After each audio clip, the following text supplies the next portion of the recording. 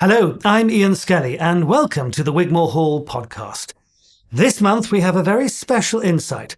Steinway & Sons Director of Concert and Artist Services, Ulrich Gerhartz, is here to introduce you to the pianos of Wigmore Hall.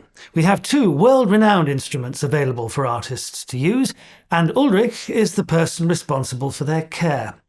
Well, we were lucky enough to join him on stage during their yearly service over the summertime to capture him at work. Having started looking after the pianos at Wigmore Hall in 1996, Ulrich has a long-standing relationship with these incredible instruments and also with the world-class artists who perform on them, which he talks about in today's episode. And if you'd like to watch him at work, this podcast is also available as a video. So let's cross to the stage of Wigmore Hall and let Ulrich begin.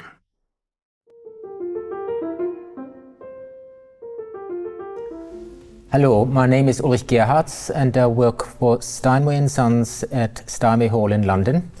And we are here at Wigmore Hall, just across the road from Steinway Hall, one of my absolute favorite venues and also the venue closest to my workshop where I have my own pianos. My life with Steinway started almost 40 years ago in the Steinway factory in Hamburg. I'm also born in Hamburg. And I came to pianos really by chance. I was always very interested in arts and crafts.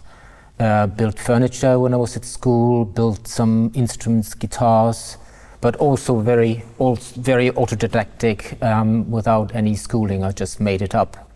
And when I did my A-levels, we lived at Vienna at the time, I was considering either doing architecture or going to art school. And to cut a very long story short, I ended up in the Steinway factory in Hamburg as a piano maker apprentice.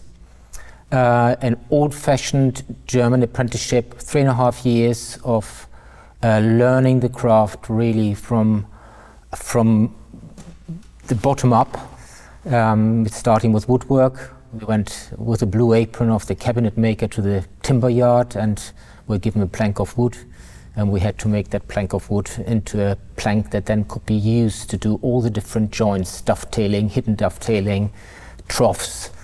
So we were shown how to be sensitive about material. And in the job that I do now, working with concert instruments on the highest level, to be sensitive to materials is hugely important. I, after 3.5 years in the factory, was very much devoted to Steinway & Sons and the pianos that we built, because they are very, very special. Having learned about the construction, about why Steinway pianos are so successful, my life or my career was very much committed to the piano. And I couldn't see myself work in the factory, so I was looking for options, and one option was to come to London. So I asked the factory management in Hamburg whether I could transfer to Steinway Hall here in London, and it was agreed that I would come over here for a year to learn rebuilding Steinway pianos in the restoration center here in London. So continuing the apprenticeship, making new pianos, rebuilding old Steinway pianos was a logical step. So I packed my bags and arrived in London in February 1990 and worked for 2 years in West London and Park Royal in our service centre, learning how to rebuild old Steinway pianos. What was fascinating about that was coming from the factory, everything is new and you see pianos coming together. Here you have old pianos that you actually take apart and put back together. And what was so fascinating to see was that a lot of markings that you find in new pianos, you'd find in pianos that are 100 years old. So the construction of the piano did not really change much. And that in many ways is the strength of Steinway & Sons. Steinway, the company was founded by German immigrants. Heinrich Engelhard Steinweg was the founder of the firm. He emigrated with his family to New York in 1849. He left Germany, which at the time was quite a divided country. It was not really a country as it is now. It was difficult to do business. There were wars going on. And he decided to move his business, which was already making pianos, to New York. And in America, the piano had already become a a very special instrument, which was really stood for entertainment. And the Americans already started mass producing pianos, whereas here in Europe it was very much more individual makers making a small amount of pianos. So the Steinways, Heinrich Engelhardt and his sons, worked with American piano manufacturers to learn new methods of manufacturing, and then Americanized their name to Steinway and founded Steinway and Sons in 1853. So Steinway is now 172 years old and has been making pianos continuously, which is quite a record. The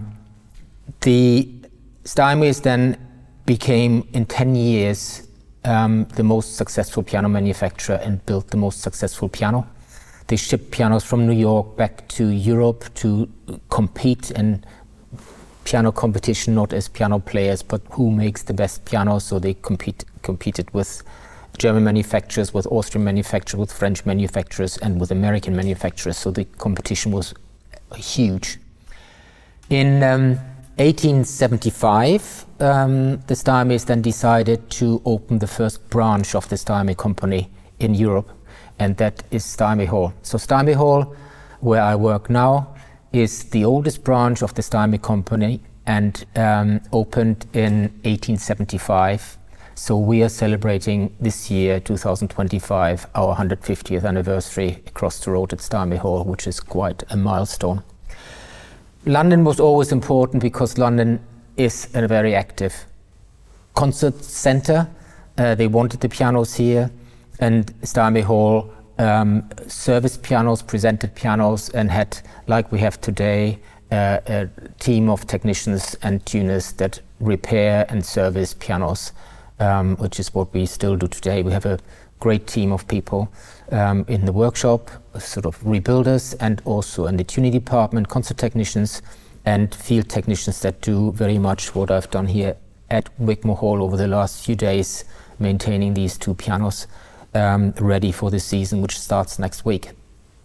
In 1880, the Steinway company decided we need a place in Europe to manufacture pianos, and that is again very logical because pianos are usually happiest in the environment where they are put together. Most of the ingredient of a piano is timber, and timber has moisture content and absorbs moisture and gives away moisture, and usually the environment where the pianos are put together is where the pianos are happiest. Also, the Steinways were still a German family, so they were quite happy, and chose Hamburg, which is a harbor town, to build a plant in 1880 when Steinway Hamburg opened and started manufacturing pianos. And the pianos that the two factories produce, we still have two factories, the New York factory and the Hamburg factories, are supplying the world, but the American factory supplies the Americas mostly, and Hamburg supplies the rest of the world. So pianos that you find at Steinway Hall here in London are usually pianos that are built in Hamburg. And the pianos that I'm surrounded by here are also both made in Hamburg. Different generation, same construction, straight from Hamburg. The piano I'm sitting at, a D625434, was made in Hamburg in 2024, so it's a baby, and it started its work here at Wigmore Hall in January this year. So this summer service is the first service of this piano, after it's been very well received by visiting artists between January and the end of the season this summer. The other piano is a much older piano. This piano was made in Hamburg in 1979, 1980. It was chosen by Jeffrey Parsons to come here to Wigmore Hall, and it's been in this building ever since. It's had a lot of repair done. I started looking after pianos at Wigmore Hall in 1996, and that's when I also took on the looking after of what we call the old lady. Since then, we introduced a new piano to go alongside the old lady in 1996. That piano retired in 2007, and we introduced 2 new Model Ds, and one was on stage from 2007 till probably 2010, 11, 12, and then it was swapped and the other 2007 piano came in. Both those pianos are retired. And then we introduced another piano in 2015, which became the new piano. And that served us here at Wigmore Hall for a year and retired when the new piano arrived here in January. This piano, the 411, is still owned by Wigmore Hall, is currently in storage. And the plan is to find a home for it. Hopefully during the Wigmore 125th anniversary season, somebody will want to purchase this retired Wigmore piano, which is quite special because this piano, 597411, did in particular the special broadcast season here in 2000 during the pandemic, where it was played by all the artists that played in the season and did extremely well. Again, that piano was lovingly maintained. It had new hammers in 2019 and then was restrung in 2019.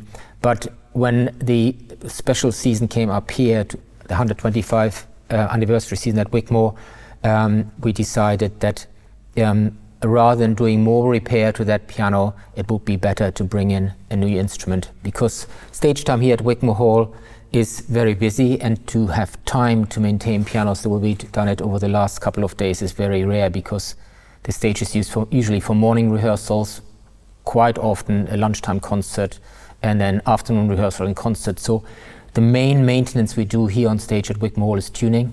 We come to tune before every performance. We is me and a team of 7 technicians that are dedicated to our concert instruments on stages in London.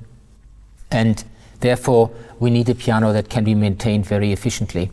Usually, I come to Wigmore 3 times a month for 2 hours at a time, between 8 and 10. So I'll have a look at the piano before the day starts here. And that would address housekeeping to make sure that the piano is nice and clean, to make sure that the tuning is at pitch and stable, and also to look at action regulation so that all the notes work perfectly evenly, and the voicing of the piano. Voicing of the piano is the tonal quality. And here for Wigmore Hall, which is a recital hall, which is used a lot for lieder as well, you need a piano that is really suitable for the hall. And one reason why we still have the old lady, the sound case of that piano is so at home here at Wigmore Hall. And with the loving maintenance we've done, it is also sort of a different generation sound. So a lot of the older generation pianists like Andras Schiff and Mari Pariah enjoy the old lady. Also a lot of accompanists enjoy the piano. It's the way the sound develops and travels into the venue from the piano. What is so special about Steinway pianos, and we see it here, that although they are all made to the same specifications, you have the lovely curved rim of the piano, which on a Steinway is a lamination of hard textured timber. On the new piano it is rock maple and mahogany for the case of the piano. On the old lady it was, while I was the apprentice as well in Hamburg, the rims were made from beech and mahogany. So that's 18 layers, half a centimeter thick, pressed into the shape of the piano. The whole principle of the Steinway piano is that everything is manufactured under tension, because timbers manufactured under tension have a better sound projection. And although they are made to the same construction, they all have a different personality. They're all born in a way that they have a certain character.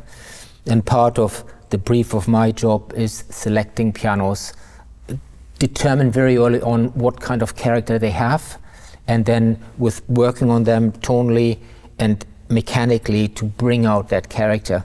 And the new piano that we have here is a classic example. It found me rather than me it. We had a series of Model Ds sent over from Hamburg randomly. They came from the factory, and I had them put down in my workshop at Steinway Hall. And when I listened to this piano, Put my hands down and said, this is just what we need for Wigmore Hall. And ultimately the piano then came here.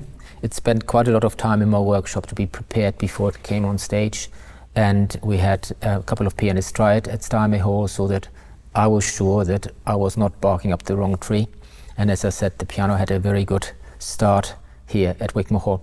I just want to demonstrate something which explains why all pianos sound differently. It also explains why Steinway is so successful in their construction of having this integral sound case which delivers such a rich sound and also delivers a sound that allows individual pianists to find their own sound.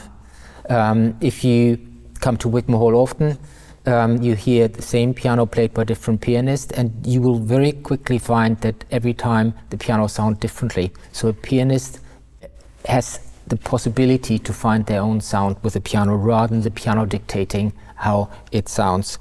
Now I made a little sample here, which is a soundboard, so spruce, and then this would be hardwood, and that would imitate the rim of our piano. And I've got a tuning fork, 440. You can hear it here on the piano. You can actually a bit more hold it. And I do the same. I put it on my soundboard. You probably just hear it. And now I do the same thing again.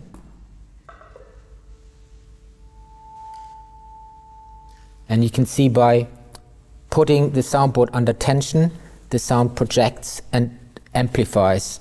And that's really also why all pianos sound slightly differently, because the pressure point when the strings go on the soundboard and how the soundboard has a bearing that again responds to temperature and humidity will affect the character of the piano.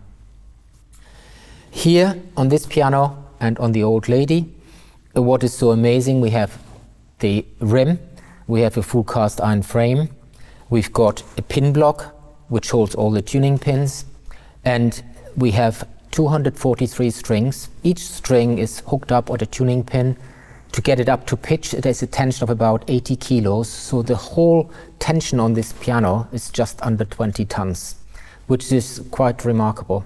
In the development of the piano from early instruments, the pianos that the Steinways would have built in sort of 1800, 1820, before Heinrich Engelhardt emigrated, would have been what we now call forte pianos.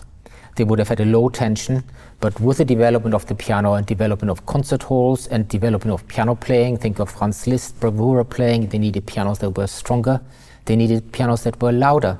In order to make pianos louder, you had to put a longer string, more tension, and then build a case that could actually maintain the high tension in order to not collapse. And you know, if you went to old Franz Liszt's recitals, he would be sitting on stage a bit like me with the various pianos, and as the pianos pack up, he would go on a new piano, a bit like tennis court new balls when they are worn out. So that is something that when you sit in the hall listening to piano, you don't even think about it. It's a machine, but it's a musical instrument. It has a voice, and the beauty is that with a big piano in this hall, if it's well maintained, you can project very softly and also then have all the dynamics to go and play louder. Now, tuning is done with a tuning crank, which looks like this. And the tuning crank goes onto the tuning pin. We determine the pitch of the piano from middle A. And here we are tuning to 441. So here 440 fork. So you can see it's slightly sharp. Just get a different fork. There it is. So this will be 441.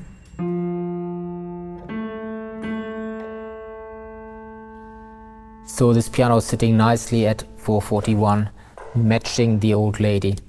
One thing that I wanted to just mention is that all these pianos, and I mentioned it before, have serial numbers. So it's a 6-digit serial number. The new piano here is 625434. That number indicates when the piano is built. So Steinway has in 3 years has built for 625,000 piano-ish. And the old lady serial number is 471870. That indicates again where she was built and also the age, manufactured in 79, 80. And one of the biggest changes has been that from 1990 onwards, the piano industry was not allowed to use ivory anymore. So all the new pianos have now a synthetic key covering, whereas the old lady still has ivories. And the old lady has been played so much that in 1997, the original set of ivory was actually worn so thin that it became quite dangerous for pianists to hurt themselves. So I had the ivories recovered, and they are still in very good condition. Again, you can see here, nicely maintained. And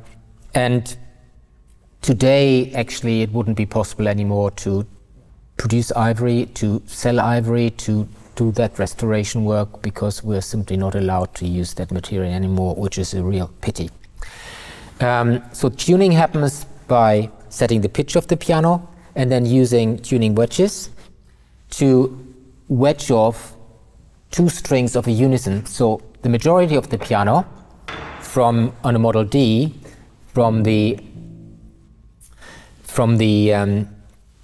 B flat to the top, we have 3 strings per unison. Then we have bichords and singles in the bass. So when you tune the 1 string of the unison to the right pitch, and then you tune the other 2 strings to that note. So each note has 3 strings, and they all need to be exactly the same pitch in order to sound in tune. One tunes a tempered scale in the middle. We do it at Steinway from F to F, which accommodates octaves, thirds, fourths, fifths, and sixths, and all is tempered so that it fits in an octave. And then you tune up in the treble and down in the bass, using again intervals to check that you're at the right pitch. Skill of tuning is that the tuning is stable. It's no good having a tuning that lasts 5 minutes and the pianist plays the first sonata in program and then the piano's out of tune. It's very important that the tuning is as solid as possible. And with the team that come here to tune, we all tune to the same specifications, to the same taste, so that if I tuned in the morning and a colleague tuned in the evening, we don't tune the piano in a different way, because that would make the piano very unstable. The other work that happens is the whole tonal process, and you can see I have various tools here. The toning needles, here's one with 3, here's one with 1, and that determines the tension in the hammer, so that when you play from the bass to the treble, it's a very well balanced instrument. Bit like a piano is like an orchestra, and when you voice a piano, a bit like a conductor, and you have to make sure that the bass doesn't overpower everything else, and everything has to be as even as possible, and the sound has to match also the room, because the room plays a critical part of how a piano sounds, and therefore again the selection of the instrument for a concert hall is very, very important. We are in the prom season, or towards the end of the prom season, and in the Albert Hall it's equally important to have the right choice of instrument. Very different character to what we have here at Wigmore.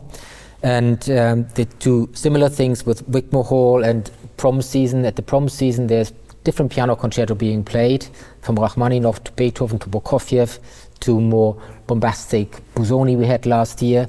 And it's all one piano that has to deliver for all pianists, for all repertoire. So it's important that it's a piano that allows pianists to find their voice, that is a piano that projects into a big space, and that mechanically is so well regulated that it allows the pianist to actually fill the hall with sound, with good quality sound, rather than just bright and metallic, wiry sound, because brightness is not necessarily volume. Here at Wigmore Hall it's the same. The majority of artists that will play the new piano. It's much less work for the old lady. She's much more fragile, and it's not a piano that would want to be used for playing sort of big Prokofiev piano sonatas. It's much more suitable for early repertoire, for accompaniment, and for classical work. Also for pianists that have a touch, that prefer an older keyboard rather than a newer keyboard. Part of the summer maintenance we do here, and we'll come to this in a minute, is to strip everything down, to clean everything up, to assess the tone, to work on the hammers. And if we just move on to the old lady, I can explain that here. And here we are looking at the keyframe and the keys of the old lady. As I said, ivory keys, keyframe, it's seen a lot of action. And part of the service is to clean the ivories, clean the keys, clean friction points like the capstan screws here, so that the keyboard works as friction-free as possible. We can now put it together. You can see the balance rail, the front rail, and the keys. It's almost like a seesaw. They go on and they go up and down to activate the hammer mechanism. So this is what we call the top action, an action frame, hammers, hammer shanks, and repetition levers. So we put the keys back. This piano has seen a lot of repairs over the decades. Even before I started looking after it, it had various new sets of hammers. Some of them were not Steinway parts, so it was not too good. When I started looking after the piano, I fitted a new action. So this is a new action that went in 1997. But since the new action, the piano has had 2 sets of new hammers as well. The beauty of servicing Steinway pianos is they are very reliable, and we will have this piano back together in no time at all. You can see the ivories are all nice and clean.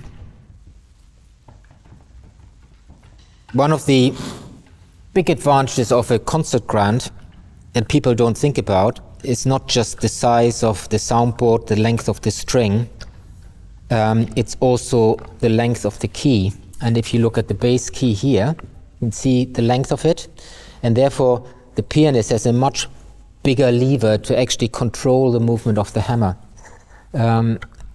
Therefore, pianists, professional pianists would not be very happy to perform on a baby grand or on an upright piano, because mechanically they couldn't achieve what they want to achieve.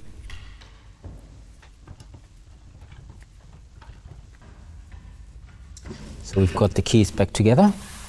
Now we take our top action.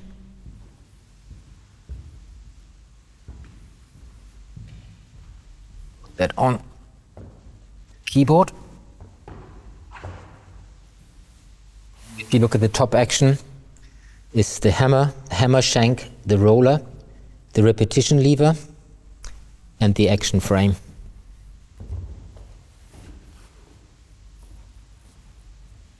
It's a very Steinway specific construction again.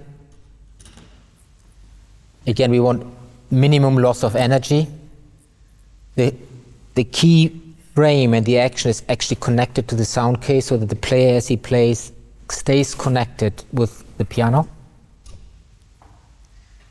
The hammers that we have here, you can see they're nicely shaped. That was part of the service. I fitted those hammers in 2020 during the pandemic. And I still remember wheeling the action and keyboard back in here, going down Wigmore Street without any traffic. It was very, very special. I'm extremely pleased with the result of this summer service on the old lady, and look forward to concerts that we have in October with Sir Andras Schiff using her.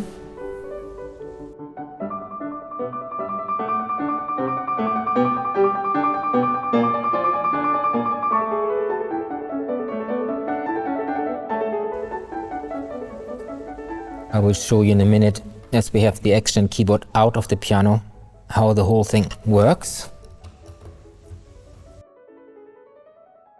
You can see how nicely the parts line up. That's again all part of the regulation. You can just, all these sections, the bass, tenor, middle section, lower treble, treble, they all meet the sections in the piano. And part of the qualities a piano technician needs to have is everything needs to be orderly. And the beauty with the Steinway piano, it's so well constructed that if you do your job properly, you definitely get a result. The other beautiful thing is that parts that are used in production today are compatible in repairs of older pianos. So when I fitted new hammers to this piano, I just get a standard set of concert grand hammer heads and shanks from the factory, straight from the source. So it's very good that one gets the parts.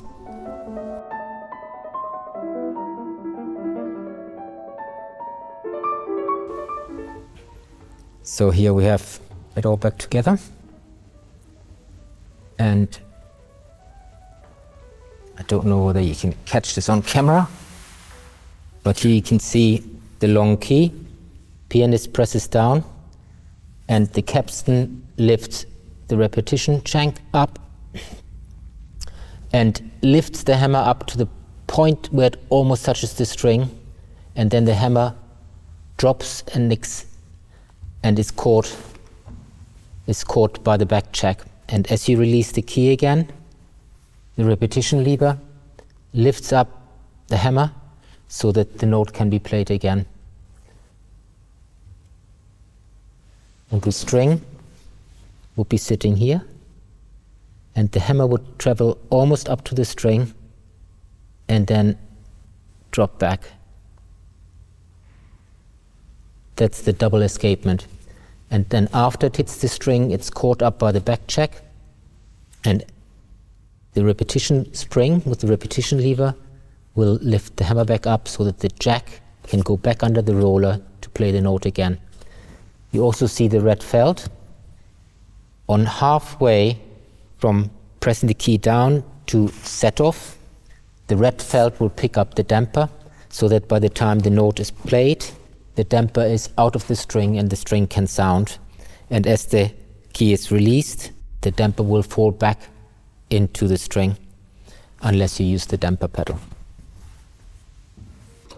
Now we put the action back in the piano. And take the cover off.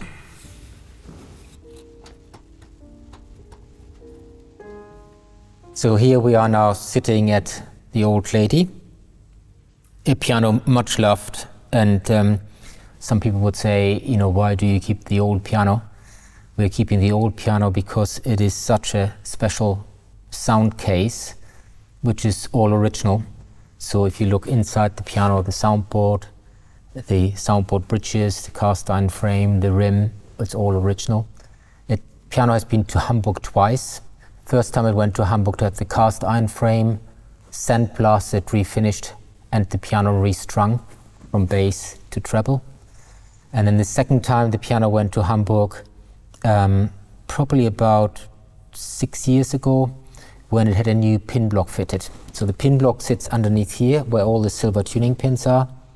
And because the piano has been tuned so many times over the decades, the pins were getting so loose that the piano couldn't be restrung. So in order to have the piano remain in the hall, we had to do this. It's a bit like open heart surgery. It's repair that can only be done in the factory. And with this repair done, this special piano will remain here, provided we again let most of the work be done by the younger piano and keep this piano for special concerts.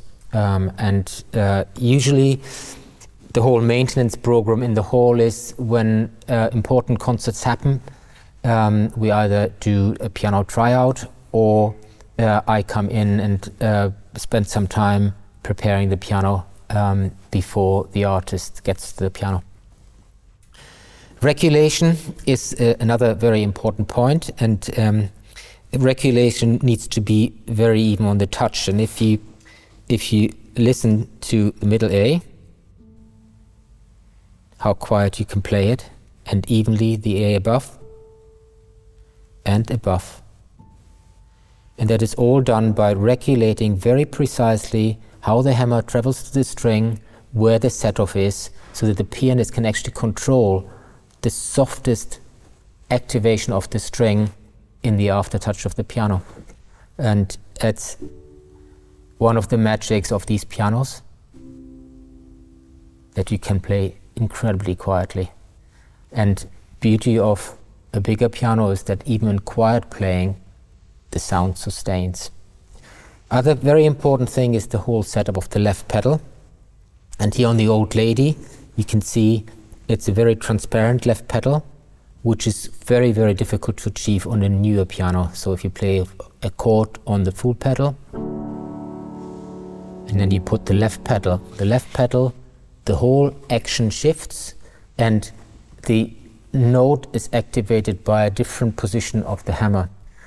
In music scores very often una corda, so on early instruments there were only 2 strings per note, and if you shifted you went from 2 strings to 1 string. Here on a modern piano mostly 3 strings, and they're hit in a different position. So normal position,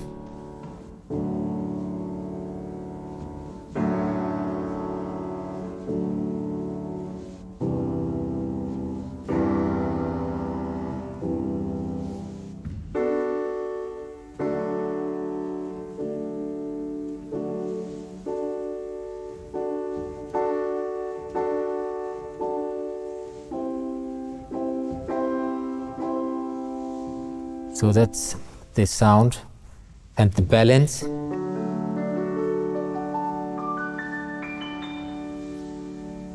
And if you think this is an old piano, and what a beautiful treble it still has.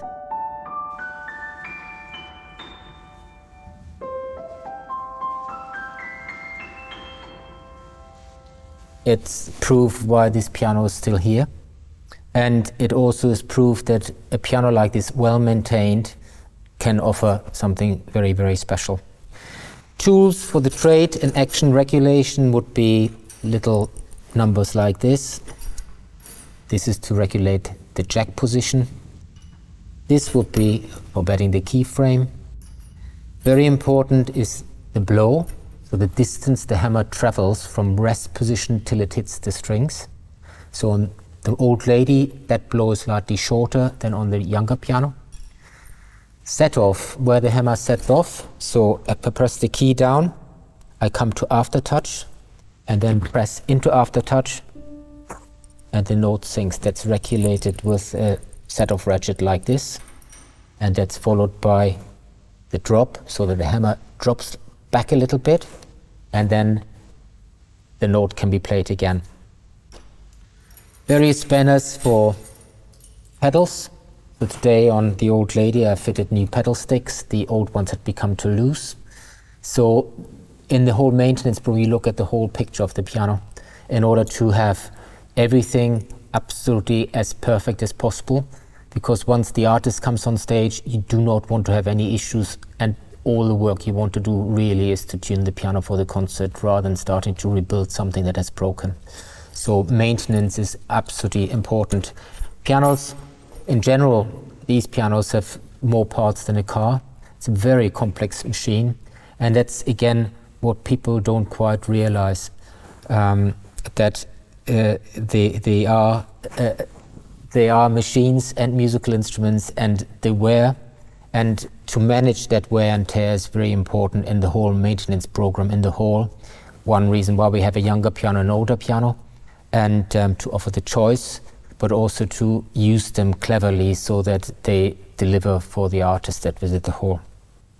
Now, if we move on to the new piano, I'll play you one more section of this.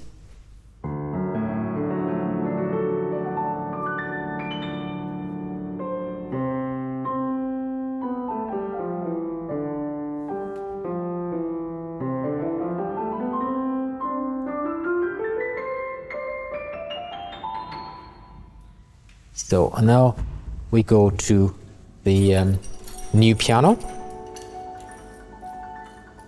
and here we're now at the new piano. Again, the construction of both pianos is the same. The timbers used are slightly different. So, for example, the soundboard of the Old Lady is European Haselfichte, but that's stopped because we couldn't get enough. The new pianos now have Alaskan spruce, so quite a key difference. The rim, as I said before, on the new piano is mostly rock maple. On the old lady it is beech, European beech and African mahogany. One reason why timbers change is not because you want to make the piano cheaper or you want to cut corners. It's basically using resources that we can get. Some timbers you can't use anymore, so the mahogany we used to use we're not allowed to use anymore. Ivory changed because we're not allowed to use it anymore. And the timbers we use now, like maple, is timber that comes from North America, and it can be harvested, so it's good to use. And for us as piano manufacturers, it's absolutely crucial to find the same quality timber that we can get on the market to the highest quality. Same with the Soundboard. The Soundboard timber, the spruce, is spruce that we've used for the American Steinway forever.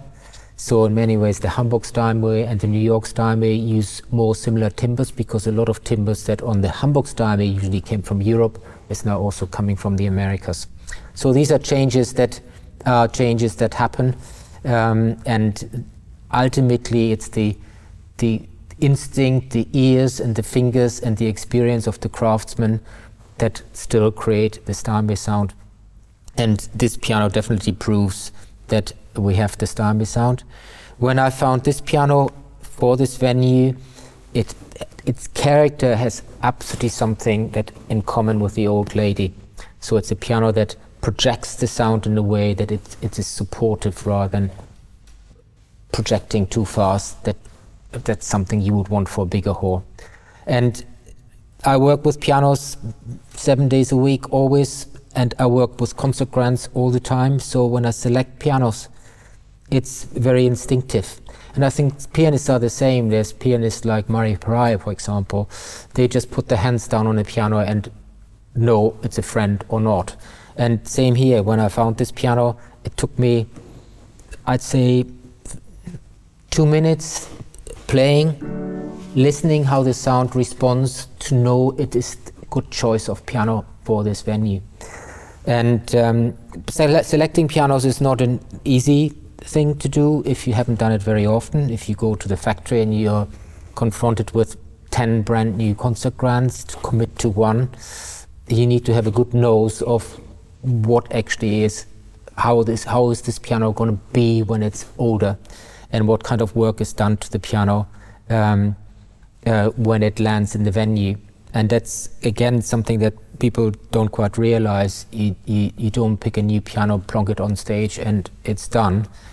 With this piano here, I found it and I actually kept it in my workshop, not knowing whether it actually would come here, and started working on it, so that by the time the piano landed on stage, it was ready to go. And we had, in the first week, the piano landed. The second night we had Alim Bazembeyev play a recital, and then we had a couple of days later Leipo Ansnes play a recital, and then the following week we had Imogen Cooper play. And that for me was a real confirmation that we've done the right thing, and an amazing start of a piano's life in a venue like Wigmore, to be played by such important artists when the piano is just out of the box. It's the maintenance of the piano throughout the season. As I said before, I did all 3 concerts at the beginning to make sure that everything was good, and then I handed the tuning over mostly to our team of concert technicians, but I would always keep a finger on the pulse. So Wigmore Hall, because the pianos are so busy, our network is so that if something goes wrong with the piano, I know immediately the team will communicate. The team will also communicate within each other. And of course, me and my colleagues, we know a lot of the artists that play at Wigmore. And that's very important, that when an artist comes on stage, meets a new piano, they have somebody that they like and trust to look after them for the concert. A bit like good house management. If an artist arrives and they feel happy because they're at Wigmore and they're looked after well, they play a better concert. The whole aim for maintenance is that when the piano is on stage and handed over to the pianist, it should be ready to use. It's no good sending a piano away, so I need to do this and I need to do this. Part of the maintenance that the piano is ready. Now, regulation again, like on the old lady, it's very, very controllable and soft playing. Here you can try again the middle A.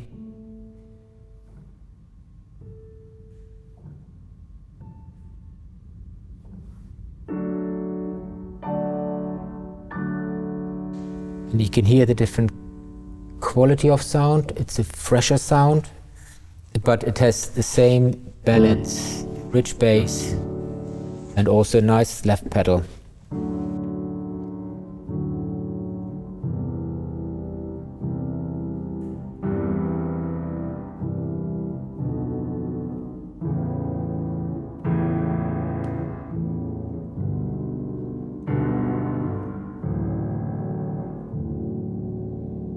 So nice contrast and a rich bass.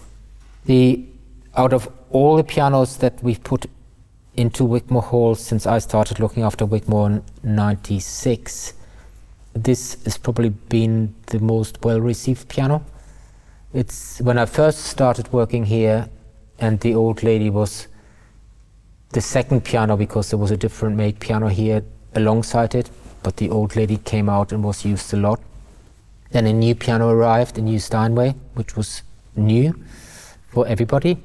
And then the old lady worked with a new Steinway, so we ended up in a situation with old and new. But since the old lady ended up working, the old lady is probably now in a better condition than it was when we started working on her.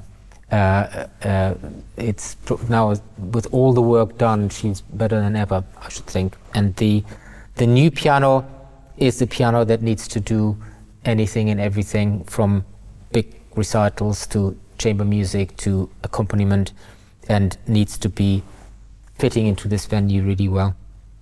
So you can play a little bit more.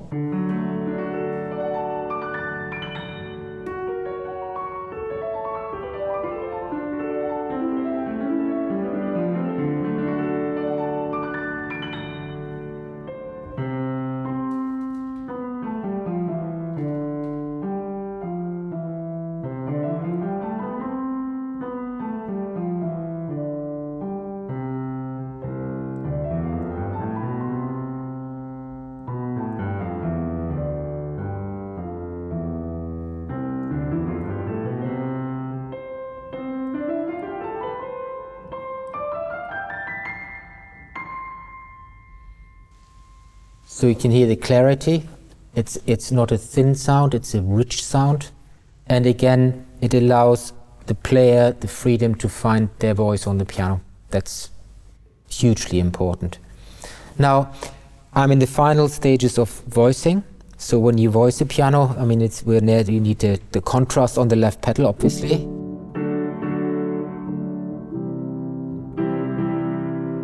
And you play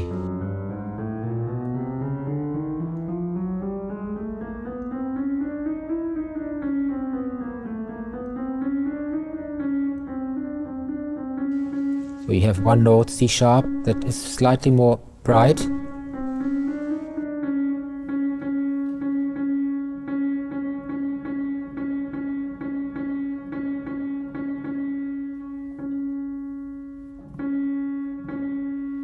you listen to the three strings in the unison, and there's just slight harshness on the left and on the right string, so we mark that up.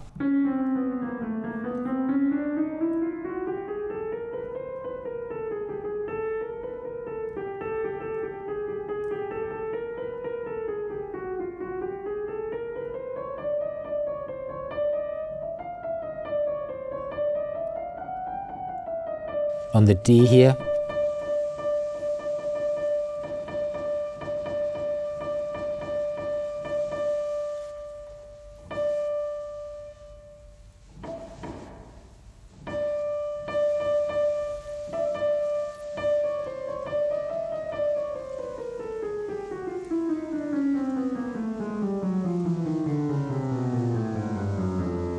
it's nice and even.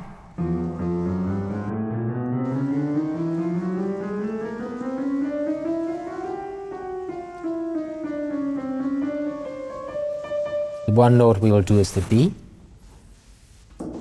And the nice thing is you can take the action and keyboard out very easily. Just slides out. And this is our note.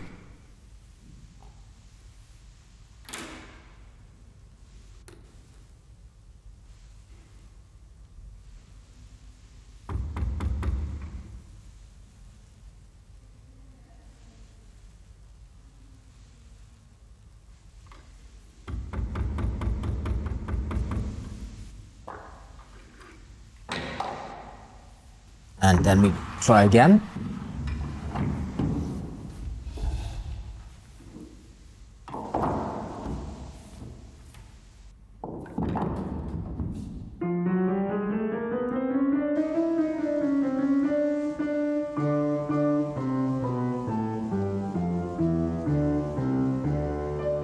So the D now fits in.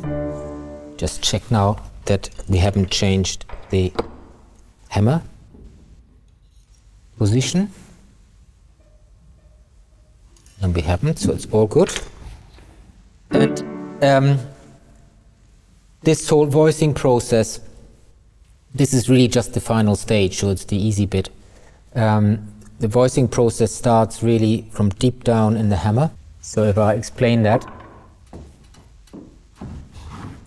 So again, these hammers are all freshly shaped. So this is the hammer we just worked on, the D. See a nice egg shape, so that when you play softly, it's just the nose of the hammer just activating the string. If you have a piano that is not well maintained, the hammer might be very cut and might almost be flat at the top. So you can't actually produce a nice pianissimo because the hammer nose is not shaped properly. The whole setup of the piano, you prepare, it's made out of wool, sheep's wool, felt, pressed around the hammer core with a lot of tension. And when you start making the sound, you actually release the tension in the shoulders and needle here from both sides. And that'll open up the sound and make the tone elastic so that you can get it go from pianissimo into forte into fortissimo, not just louder but also a different character tone. And that I've done before the piano even came here. And then the fine voicing and balancing is happening higher up. So just now we needled very much closer to the contact where the hammer hits the string. You can again see how delicate the parts are. So you have your hammer head, your hammer core, the red underfelt, the hammer shank with the roller. The roller picks up the hammer and pushes it against the string. The hammer flange that sits on the rail.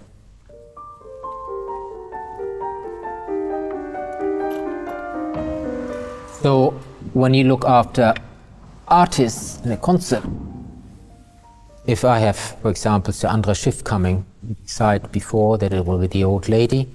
The old lady would come up, hopefully the night before, and I would be working on her on mostly tuning, because the infrastructure work is done. It will be tuning and a little bit of voicing possibly. But for Andras, it would be mostly just have the piano ready, tune it up, and then be there to greet him and look after the concert. There's other pianists that are much more demanding. It takes them longer to get used to the piano, and they might want for changes to the regulation, which is something we don't encourage, because you can't alter a piano that is where everybody's happy, and then for one pianist you do all sorts of changes so the pianist comes the next day and doesn't like it anymore. So it's absolutely crucially at Wigmore that the piano is set up in a way that every visiting artist plays it as it is, and all the work done on a concert day is tuning, and maybe like we've done with that D, one note is a bit bright and you address that. The maintenance happens also if, for example, the consensus is of everybody that plays here, the piano is not soft enough or too loud or too soft, then one would look at it. But so far, the consensus has been that everybody has been happy, so we have made no changes to the piano from the setup initially, which is really very good. So the piano is very much looking forward to Wigmore's 125th anniversary season.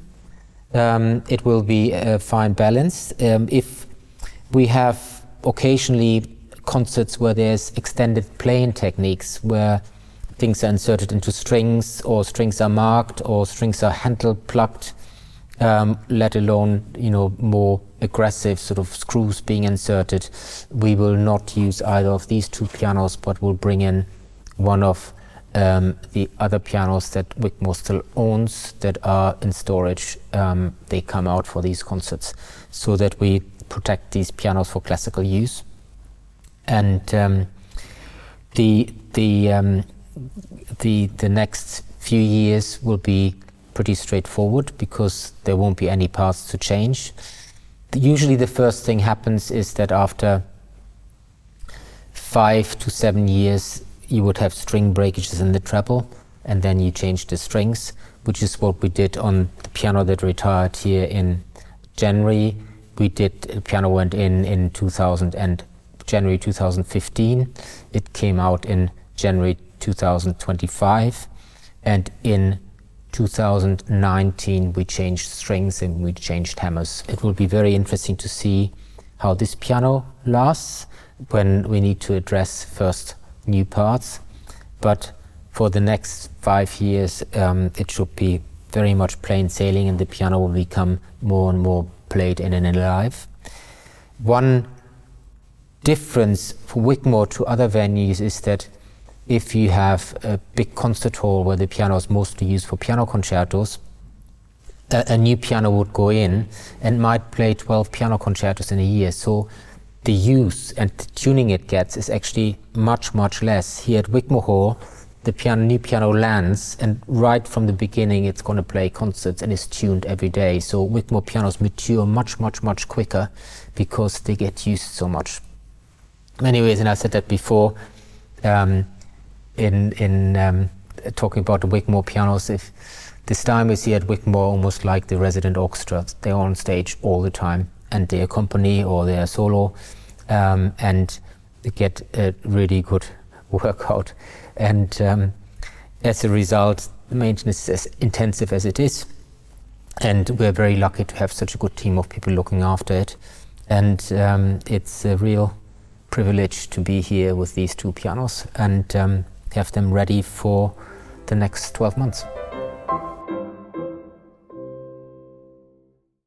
Thank you to Ulrich Gerhartz for that fascinating insight into those two incredible instruments that live and work here at Wigmore Hall. If you'd like to hear these pianos in action, well, come along to a piano recital or a chamber or song concert at the Hall. Head to the Wigmore Hall website and see what takes your fancy, and follow the simple process to book your tickets. Thank you, as ever, for watching.